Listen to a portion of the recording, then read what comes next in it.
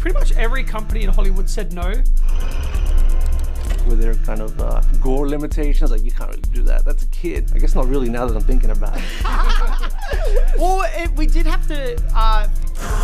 One of the big inspiration points were these neighbors that we watched grow up, experimenting with drugs for the first time. The friends that he was with were like filming him and laughing at him when he was convulsing on the floor.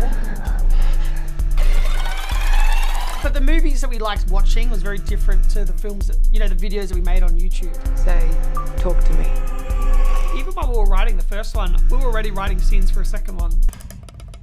Talk to me. I just want to say congratulations for making a film in the first place. That alone is a crazy fact, right? Oh yeah, insane. It was always our dream and our goal, so for it to actually happen was, yeah, crazy, crazy. Tell me about the concept itself. How did it come to you guys? What made you guys jump in it and say, let's develop this into our first feature film? One of the big inspiration points were these neighbors that we watched grow up that lived down the road. And there were three of them, and they were boys, and then one of them was experimenting with drugs for the first time. And he was having a really negative reaction. Right. And like the friends that he was with were like filming him and laughing at him. Like when he was convulsing on the floor. Wow. So I remember seeing that footage and being like pretty freaked out by it. And then also Daley Pearson, who's like a producer at Bluey, had a short film that was about kids like having fun with possessions. And he sent me the short film and I just really gravitated towards it. And I did a rewrite of the short and then I just couldn't stop writing. And then eventually had like 80 pages, which I sent to my co-writer, and then we just started developing it from there. Was it difficult getting off the ground in terms of pitching it to studios or distributors or funding bodies? How was that experience like? Well, like pretty much every company in Hollywood said no, except for one. But then their creative notes just weren't aligned with our vision, so we ended up deciding to make it independently. Right. In Australia. It's great to see genre films like this pop out of Australia. There's just not enough of them. Yeah. So do you think it's more important that funding bodies back these kind of films? Just to kind of avoid having filmmakers go overseas. There's the classic like James Wan, Lee Whannell's story, how they took Saw overseas because no one wanted to buy it. What are your thoughts on that? Well, ours was the opposite, kind of. Yeah. Nice. Well, we've always had good support with like Screen Australia. They've always helped us and we're like... leading us into doing a film, you know, they funded some shorter stuff and then longer short stuff.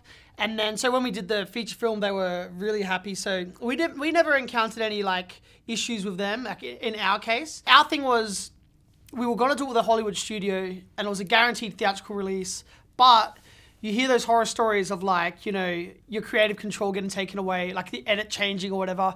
And we didn't want to risk that. We didn't want to become one of those horror stories. And like our producer, Samantha Jennings, and Causeway Films were so protective of us and our vision. And it just felt really comfortable and safe to go with them and do it independently. With the freedom that you guys had, I assume, was it across the board? Were there kind of gore limitations? Like, you can't really do that. That's a kid.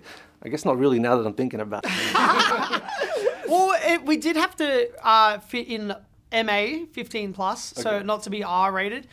We didn't want to be, of course the film is shocking and there's very violent moments in it, but we didn't want to be gratuitous just for gratuitous sake. We wanted those moments to be earned and not like just lingering on them just to linger on them. So it was something in the script process, like the first draft was very, very violent, a lot more violent. And then even some of the stuff that we shot was intense, but it wasn't anyone else's decision really except for ours. Like we wanted it to work on the film to work both as a drama film and as a horror film, and not just not to feel like a schlocky gore torture porny sort yeah, of thing. it's not just gore porn for the hell of gore porn. Yeah, that's our YouTube channel.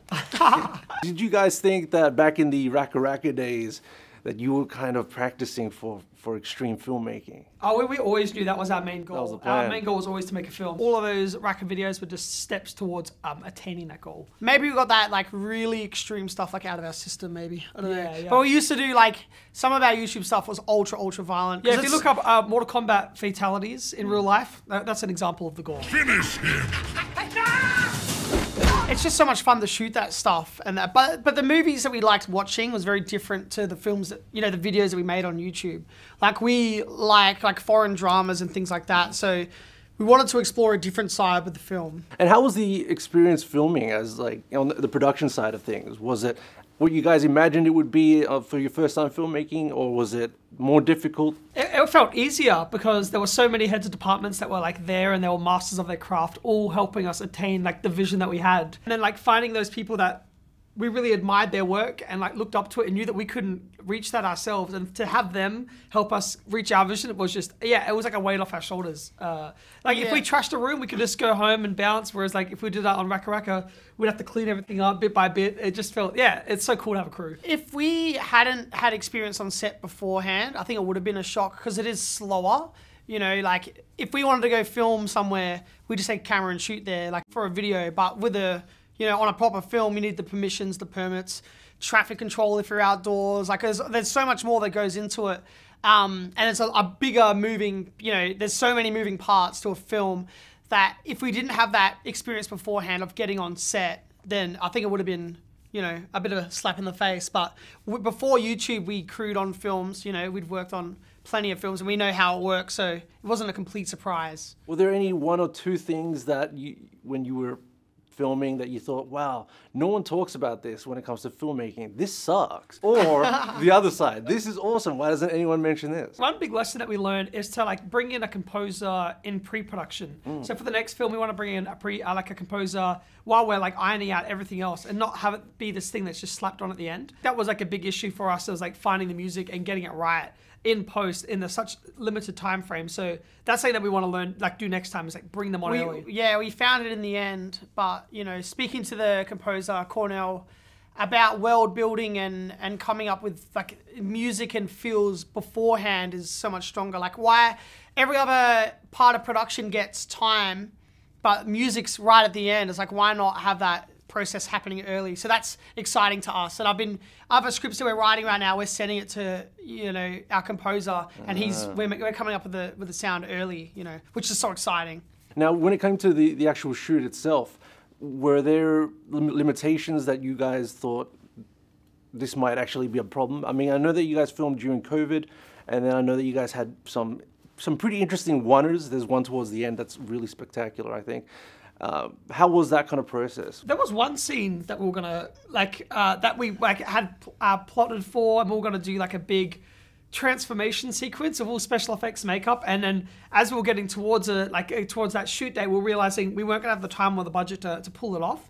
And then we were always joking that we were going to put together a ghost unit and shoot it outside of the production, like do it ourselves outside of the shooting. It wasn't a joke. We were going to do that. But we saw in the edit that we didn't need to do that. So sometimes having those limitations like help bring out the best, as opposed to you can just do everything. You know, if you have like limitations, I think it helps creatively as well. Yeah. But some of it sucked to be like, oh, you can't get this. You got to drop this to get that. You know, you got to give and take. But luckily, there was only like one scene that we removed. I couldn't shoot, right? Two, yeah. But like we just found like creative ways in the edit and with sound design to get away with those things. And that being said, speaking of COVID, it was like Survivor out there. Oh yeah.